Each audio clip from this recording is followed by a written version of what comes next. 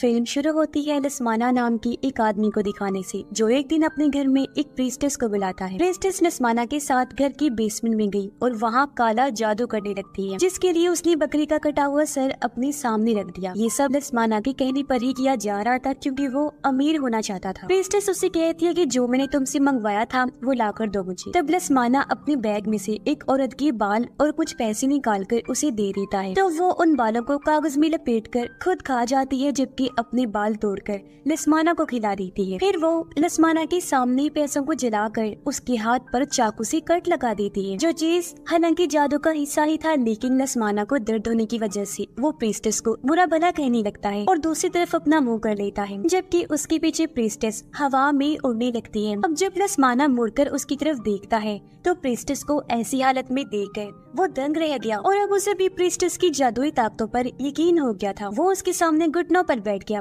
कहता है कि आज से मैं तुम्हारा गुलाम। उसका ये कहना ही था कि उसके कमरे में पैसों की बारिश होने लगती है। साथ ही लस्माना का ब्रीफ केस भी पैसों से भरने लगता है, जो देखकर उसकी खुशी का कोई ठिकाना ही नहीं रहता। यही नहीं बल्कि जिस बकरी का वो सर था वो भी जिंदा होकर पूरा यहाँ खड़ा हो जाता है। उसे देखने से हम समझ जाते हैं कि ये बकरा दरअसल डेविल है, यानी कि शैतान, जिसको लस्माना ने एक जान दी और बदले में शैतान ने उसे पैसों से माला माल कर दिया। तब प्रीस्टेस भी उसे कहती है कि शैतान ने तुम्हारी कुर्बानी कबूल कर लिया, इसलिए अब तुम घर जाओ, जहाँ भी दौलत शोहरत तुम्हारा इंतजार कर रही है। लस्माना अब जैसे बेसमेंट से बाहर गया, फौरन ही दरवाजा बंद हो जाता है। अब सच में लस्माना को इतनी कामयाबी मिलती है कि वो रातों रात अमीर हो जाता है, लेकिन उसकी वाइफ की मौत हो जाती है। सबको लगता है कि उसकी वाइफ ने खुद अपनी जान ली, पर असल बात तो ये थी कि लस्माना ने अपनी वाइफ के ही बाल देकर उसकी कुर्बानी दी थी, जिससे उसकी वाइफ तो मारी गई पर वो अमीर हो गया। अब लस्माना की 2 बेटियां भी थी। बड़ी बेटी का नाम आल्फी था। अपनी वाइफ की मौत के बाद लस्माना एक एक्ट्रेस से शादी कर लेता है, जिसके पहले से 3 बच्चे थे, 2 बेटियां और 1 बेटा। उसकी बड़ी बेटी का नाम माया होता है, लेकिन फिर टाइम के साथ साथ अचानक कुछ ऐसा हुआ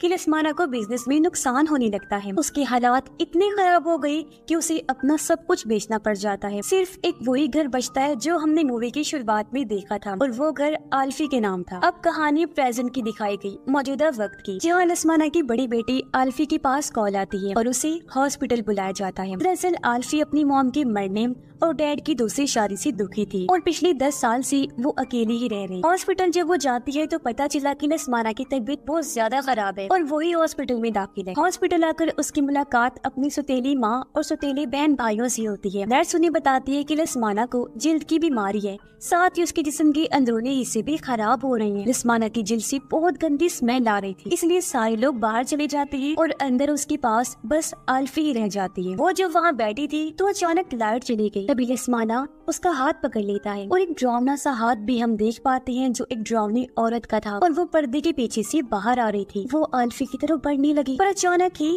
गायब हो जाती है। अब आल्फी जब देखती है कि डैड ने काफी देर से मेरा हाथ पकड़ा हुआ है, तो वो बेड की तरफ देखती है, जहाँ उसी डरावनी औरत ने ही उसका हाथ पकड़ा हुआ था। असल में वो आल्फी पर हमला कर देती है, जिससे वो काफी घबरा जाती है, पर अचानक ही लाइट आ गई और सब नॉर्मल हो जाता है। अब अचानक लस्माना बेड से उठकर आल्फी को पकड़ लेता है। वो कंट्रोल से बाहर हो गया था। अब शोर सुनकर बाकी सब भी अंदर आ गए और लस्माना अपनी दूसरी बेटी के ऊपर गिर गया, यानी माया की बहन के ऊपर, और उसके मुंह से जो खून निकल रहा था वो सारा माया की बहन पर गिर जाता है। पर आल्फी इस सारी वाकये से काफी खौफजदा हो जाती है। कुछ देर बाद आल्फी की सौतेली मॉम उसके पास आकर कहती है कि हमें उस घर में जाना है जो तुम्हारे नाम है, क्योंकि वो जायदाद हम बेचना चाहते हैं। अब यहाँ हम जान पाते हैं कि आल्फी अपने सपनों में अक्सर अपनी माँ को मरता हुआ देखती है बार बार, यानी वो उनकी मौत के सदमे से बाहर नहीं आ पा रही।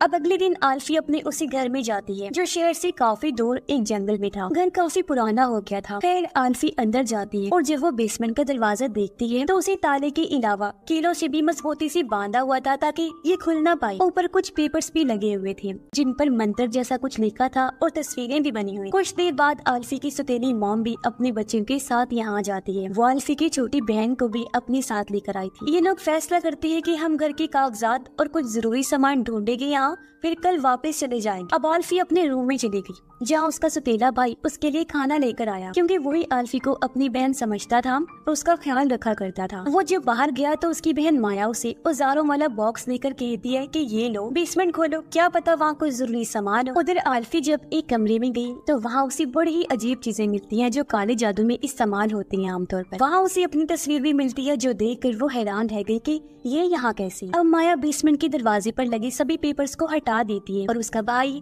कीले हटाकर लॉक भी तोड़ देता है। और अब जैसे उसने दरवाजा खोला, अंदर से एक हवा का झोंका सब कुछ छूकर उनके पास से गुजर जाता है। फिर वो हवा का झोंका हॉस्पिटल में लसमाना के पास भी पहुंच गया और उसके मुंह से खून निकलने लगता है। तभी उसके मुंह से बालों का गुच्छा निकलने लगा जो बहुत लंबा था और वो बाहर आते आते इतना बढ़ जाता है कि उसकी गर्दन और चेहरे से लिपट गया। वो बाल लसमाना का गला घोंट देते हैं और उसकी मौत हो जाती है। बेसमेंट के दरवाजे पर माया की मॉम भी आ गई। उसने जब अंदर झांक कर देखा तो कुछ दिखाई नहीं दे रहा था। अब उनकी माँ अपने बेटे को अंदर जाने का कहती है, पर तभी यहाँ आल्फी भी आ गई जो अपने सौतेले भाई को बेसमेंट में जाने से मना करती है और कहती है कि इस घर में कोई गड़बड़ है, क्योंकि एक कमरे में मुझे जादू टोने से जुड़े चीजें मिली। पर उसकी सौतेली माँ उसकी किसी भी बात का यकीन नहीं करती। अचानक आल्फी की बहन को बेसमेंट में कोई दिखाई देता है। वो काफी डर गई, अपनी माँ को बताने की कोशिश करती है लेकिन वो उसे भी डांट देती है। पर अगले ही पल उनकी मॉम को अपने पैरों पर कुछ महसूस हुआ। उसने जब नीचे देखा तो 2 हाथों ने उसके पैरों को पकड़ लिया था जो अगले ही पल उसे बेसमेंट में खींचने लगता है। माया और उसका भाई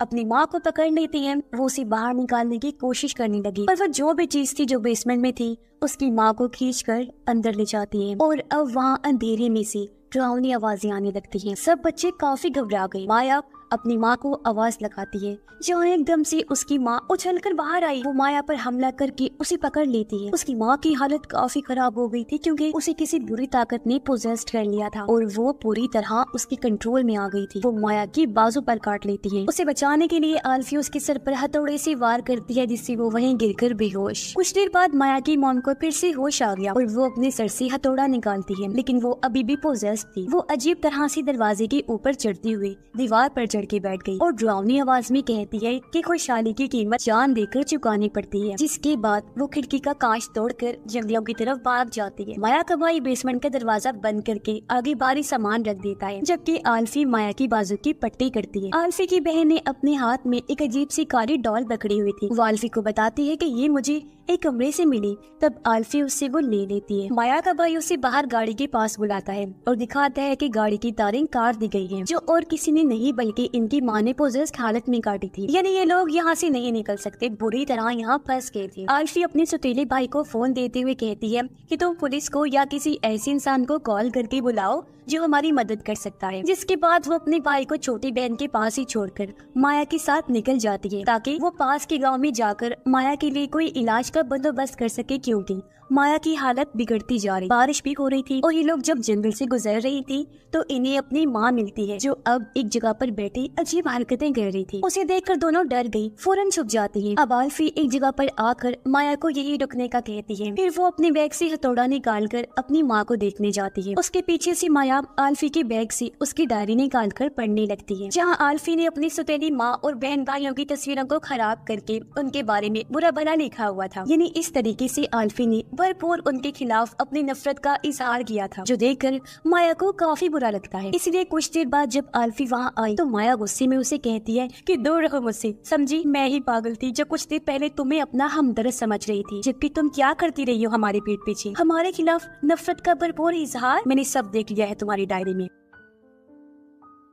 अब आल्फी हालांकि उससे माफी मांगती है, उसे समझाने की कोशिश करने लगी, लेकिन माया उसकी सुनने को तैयार ही नहीं थी, इसलिए वो अकेले ही वहाँ से चली जाती है। आल्फी उसके पीछे जाकर भी उसे रोकने की कोशिश करती है, लेकिन माया जो भाग चुकी थी वो ढूंढने पर भी उसे कहीं नहीं मिलती, जिस वजह से आल्फी को काफी बुरा लगता है और मजबूरन उसे माया के बगैर ही घर आना पड़ता है। अब घर में माया का भाई अपनी दूसरी बहन को कॉल करता है जो किसी वजह से इन लोगों के साथ इस घर में नहीं आ पाई। माया का भाई उसे सारी बात बताकर मदद के लिए घर बुलाता है। कुछ देर बाद आल्फी भी घर आ गई। वो अपने भाई को सारी बात बता देती है। उसके भाई को भी दुख हुआ। वो कहता है कि तुम इतनी नफरत करती हो हम सब से और माया को अकेला ही छोड़ आई। आल्फी कहती है कि सुबह होते ही मैं उसे ढूंढने जाऊंगी। फिर वो अपने भाई को उसी कमरे में लेकर जाती है जहाँ उसने काले जादू वाली चीजें देखी। वहाँ उन्हें एक डायरी मिली जिसके अंदर ड्राउनी सी औरत की पेंटिंग्स थी। आल्फी कहती है कि इस औरत को मैंने हॉस्पिटल में देखा था और इसने मेरा हाथ पकड़ के मुझे डराया भी था। और वहाँ बने कुछ और सिंबल निशान देखकर कहती है कि ये सारे निशान वही हैं जो बेसमेंट के दरवाजे पर लगाए गए उन कागज पर थे। हो सकता है कि ये निशान सिंबल बेसमेंट के अंदर किसी ड्राउनिंग चीज को बाहर आने से रोकने के लिए लगाए गए हों। अभी किताब को पढ़ने से इन्हें पता चला कि जितनी भी ड्राउनी औरतें इन्होंने देखी वो सारी असल में डार्क प्रीस्टेस हैं, यानी बुरी ताकतें रखने वाली, काला जादू करने वाली बुरी प्रीस्टेस, क्योंकि ये शैतान को अपना गॉड समझकर उसकी पूजा करती हैं और जो ताकतें इनके पास होती हैं वो भी इन्हें डेविल शैतान दिया करता है। अब आगे कुछ चीजें देखकर इन्हें समझ लग जाती है कि ये सब हमारे बाप लसमाना ने करवाया है ताकि वो दौलतमंद हो सके। जंगल में माया जब आगे बढ़ रही थी तो उसे अपनी माँ बहुत ही बुरी हालत में मिलती है। उसकी जुबान बाहर आ चुकी थी जो अचानक माया पर हमला कर देती है। जब अपने बचाव में माया उसे मार डालती है। आल्फी की बहन जब सो रही थी तो उसे पीछे पड़ी अलमारी से अपनी माँ की आवाज आती है जो उसे पुकार रही थी। बच्ची डर के उठ जाती है। वो जब अलमारी को चेक करने गई तो वहाँ कोई भी नहीं था। वो फिर से आकर बेड पर लेट जाती है, लेकिन तभी हम उसके पीछे उसी ड्राउनी औरत यानी प्रीस्टेस को देखते हैं जहाँ अचानक बच्ची का बेड जोरों से हिलकर उछलने लगता है और वही ड्राउनी आवाज उसे कहती है कि तुम मेरी बेटी हो। और इस पर बच्ची कहती है कि नहीं नहीं, तुम मेरी माँ नहीं हो सकती। अचानक ही सब नॉर्मल हो गया। बच्ची जब नीचे जाकर देखती है तो वहाँ कोई भी नहीं होता, लेकिन अब जैसे वो ऊपर हुई वो ड्राउनी प्रीस्टेस उसकी बेड पर आ जाती है। उसे देखकर बच्ची चीख मार देती है। आवाज सुनकर आल्फी और उसका भाई जल्दी से वहाँ जाते हैं। प्रीस्टेस उन पर भी हमला कर देती है। वो उनकी छोटी बहन को खींच कर ले जा रही थी तो वो दोनों बड़ी मुश्किल से अपनी बहन को बचाती है और अब प्रीस्टेस उसे छोड़कर आल्फी को पकड़ लेती है। लेकिन जैसे ही उसके भाई ने बेड खिसकाया प्रीस्टेस वहाँ से भाग जाती है। तभी आल्फी बेहोश हो गई और अपने उस टाइम के ख्याल उसे आने लगती है जब उसकी माँ की मौत हुई थी तो वो उनके साथ थी। उस टाइम दरअसल आल्फी की माँ उसे सुला रही थी पर अचानक किसी बुरी ताकत ने उन्हें बिल्डिंग से नीचे धक्का दे दिया। ये देखकर फौरन आल्फी ने अपनी माँ को पकड़ लिया। वो उन्हें बचाने की कोशिश कर रही थी पर तभी यहाँ चुड़ैल नुमा प्रीस्टेस वहाँ आकर उसकी माँ को नीचे गिराकर मार देती है। अपनी माँ को बचाते हुए प्रीस्टेस ने आल्फी की बाजू पर पकड़ लिया था। तब उस चुड़ैल प्रीस्टेस की नाखूनों के निशान आल्फी की बाजू पर लग गई थी जो आज भी थी। अब सुबह हो गई थी और इनकी वो बहन भी यहाँ आ गई थी पर बीच जंगल में उसकी गाड़ी रुक गई। तभी उसके पास माया आ गई जो भी अजीब हालत में थी। वो अपनी बहन को कहती है कि चलो मेरे साथ, मैं तुम्हें घर तक ले चलती। पर उसकी बहन शीशे से देखती है कि माया ने अपने पीछे हथौड़ी छुपाई हुई है जो देखकर उसे अजीब तो लगा, लेकिन वो माया से पूछ ही लेती है कि तुमने ये हथौड़ी क्यों पकड़ी हुई है। जो सुनकर तो बस माया को गुस्सा आ गया और वो हथौड़ी से कार का दरवाजा तोड़कर अंदर आ गई और अपनी बहन पर बुरी तरह हथौड़ी से हमला करके उसे मार डालती है, जिससे हम समझ जाते हैं कि माया भी अपने होश में नहीं रही, वो भी पोजेस्ड हो चुकी है। वो फिर घर आती है और देखती है कि आल्फी की हालत खराब है। बार बार उसे भी प्रीस्टेस की ड्राउनी आवाज पुकार रही और उसके पास ही हम डेविल को भी देख पाते हैं। तभी माया को बेसमेंट में उसी ड्राउनी प्रीस्टेस की परछाई दिखाई देती है, इसलिए वो बेसमेंट में आ जाती है। बेसमेंट में माया को 5 पुतलों से बनी एक माला मिलती है। इन पुतलों को जो उसने पिरोया हुआ था और ये इनकी फैमिली के ही थे। एक बार फिर उसे प्रीस्टेस पुकारने लगी। माया पूछती है कि तुम कौन हो। वो बताती है कि मैं तुम्हारी माँ हूँ, तुम्हारी बहन भाइयों ने मुझे चुन लिया है, इसलिए अब तुम भी मेरी गुलामी में आ जाओ मेरी बच्ची। इतना सुनकर माया अपना सर झुका देती है और हम पीछे ड्राउनी प्रीस्टेस को बैठा हुआ देखते हैं। सुबह आल्फी को होश आ गई। वो जब नीचे आई तो अपनी माँ को पियानो बजाते हुए देखती है, इसलिए वो उनके साथ में जाकर बैठ जाती है। पर ये उसकी मॉम नहीं बल्कि वही प्रीस्टेस थी जो आल्फी का हाथ पकड़ के उसे जख्मी कर देती है। आल्फी बुरी तरह चिल्लाने लगी। अब प्रीस्टेस उसके सामने अपना मुंह चीरने लगती है। आल्फी से ये देखा नहीं गया तो वो अपनी आंखों पर हाथ रख लेती है, पर प्रीस्टेस अपनी पूरी खाल निकाल कर उसे डरा रही थी। पर अगले ही पल वहाँ माया आकर आल्फी को संभालती है और हम देखते हैं कि माया बिल्कुल सही सलामत है। खैर